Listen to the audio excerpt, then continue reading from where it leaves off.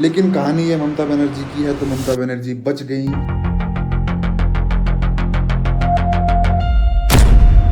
उस टाइम पे जो दीदी ने किया था वो करना सबके बस की बात वैसे होती नहीं है। 1977 का दौर चल रहा था जब इंदिरा गांधी ने इमरजेंसी को हटाया था।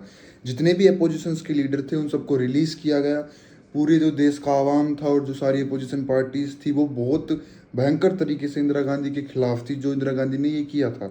तो आने वाले इलेक्शंस में मोस्ट प्रोबेबल चांस थे कि इंदिरा गांधी बहुत बुरे तरीके से हारने वाली थी। उसी दौरान अपोजिशन के सबसे भयानक सबसे पावरफुल लीडर जेपी नारायण ने अपनी कैंपेनिंग स्टार्ट की और वो कलकत्ता गए। कलकत्ता में उन्होंने एक रैली निकाली। अब उस रैली में ऐसा कुछ हुआ कि एक 22 साल की लड़की ने उस कॉन्वॉय को रोक लिया। वो आकर सड़क पे सामने खड़ी हो गई गाड़ियों के। उस लड़की का नाम था ममता बनर्जी और ये सबसे पहला कारनामा था ममता बनर्जी का। उसे ही देखा जा सकता है कि he was a powerful lady. शुरू से शुरू किया जाए तो ममता बनर्जी का जन्म हुआ था 1995 में एक कॉन्ट्रैक्टर के घर में। उनके फादर जो थे वो एक कॉन्ट्रैक्टर थे। 42 साल की उम्र में उनके फादर की डेथ हो गई थी।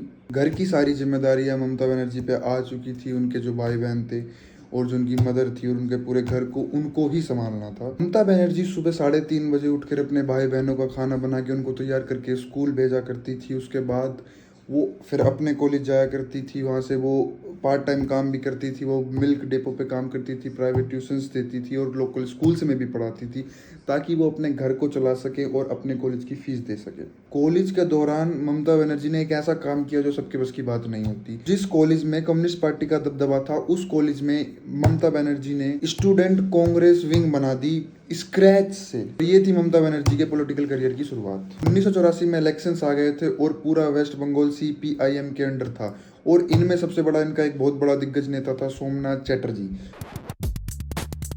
सोमनाथ चटर्जी एक इतना बड़ा दिग्गज नेता था कि वो 7 टाइम एमपी था जादवपुर की सीट से। उसको हराना या फिर उसके अपोजिशन में एक कैंडिडेट खड़ा करना बहुत बड़ा चैलेंज था किसी भी पार्टी के लिए। अगर उसको वेस्ट बंगाल में जादवपुर की सीट पर जीतना था या फिर एक बहुत नया चेहरा इंट्रोड्यूस किया जाना चाहिए था उसके सामने। तो उस टाइम कांग्रेस को कोई कैंडिडेट मिल नहीं रहा था। तब एक नाम उभर के आया ममता बनर्जी और 29 की उम्र में उन्होंने अपना पहला इलेक्शन कंटेस्ट किया। उसमें उन्होंने पोस्टर्स तक अपने हाथ से बनाए थे। उन्होंने अपनी कैंपेनिंग के दौरान सोमनाथ चटर्जी को मामा कह के बुलाया।